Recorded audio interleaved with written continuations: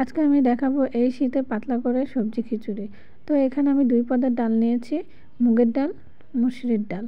তো আমি আমার পরিমাণ মতো নিয়েছি, আপনারা আপনাদের পরিমাণ মতো নেবেন। আমার চালের পরিমাণ কম, তো আমি এখানে 2 পদের ডাল নিয়েছি। আপনারা চাইলে আরও অনেক পদের নিতে পারেন। তো আমার রান্নাটি দেখতে থাকুন।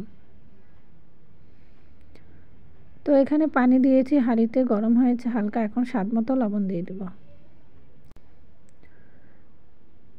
তো মুগের ডাল, মসুরির ডাল ধুয়ে রেখেছিলাম, ভিজিয়ে রেখেছিলাম। তো এখন এই হালকা গরম পানির মধ্যে আমি ডালগুলোকে ছেড়ে দেব।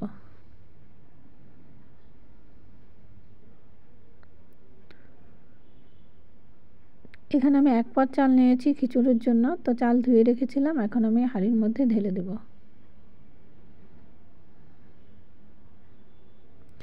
তো চামচ দিয়ে ভালোভাবে নেড়েচেড়ে মিশিয়ে নিব।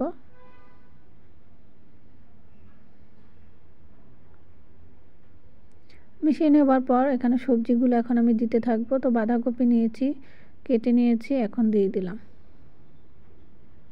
দিয়ে দেব আলু,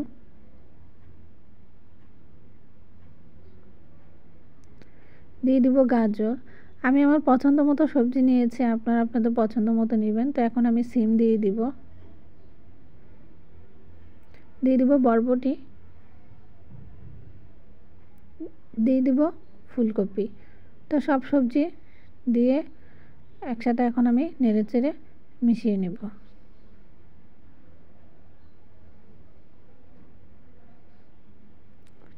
এই শীতে গরম গরম পাতলা খিচুড়ি সবজি দিয়ে খেতে ভালোই লাগে। তো এখন এখানে আমি সামান্য পরিমাণ হলুদের গুঁড়ো দিব। আপনারা আপনাদের পছন্দ মতো হলুদের গুঁড়ো দিয়ে নেবেন। তো এখন আমি হলুদের গুঁড়ো দিয়ে নেড়েচেড়ে মিশিয়ে নেব।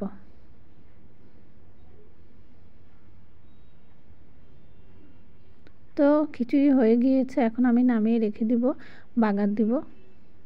তো বাগারের জন্য কড়াইতে তেল দিয়েছি, গরম হয়েছে হালকা। এখন পেঁয়াজ কুচি, রসুন কুচি দিয়ে দিব।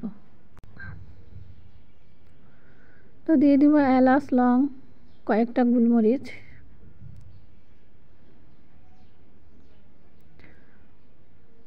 দিয়ে দিব শুকনো মরিচ, কয়েকটা তেজপাতা দিয়ে দিব, দালচিনি কয়েকটা দিয়ে দিলাম। তো এখন হালকাভাবে নেড়েচেড়ে ভেজে নিব। তো এখন হালকা ভাজাতে এখন আমি দিয়ে দিব এখানে কেটে রাখা কাঁচামরিচগুলোকে এখানে আমি ভেজে নিয়ে নিব।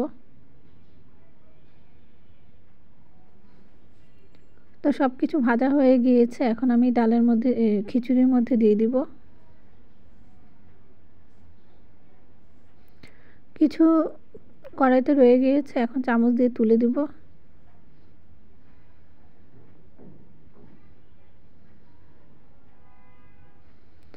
এখন আমি খিচুড়ির হাঁড়িটা আবার চুলায় বসিয়ে জাল করে নিব। তো চামচ দিয়ে নেড়েচেড়ে সব কিছু আমি মিশিয়ে নিব খিচুড়ির সাথে।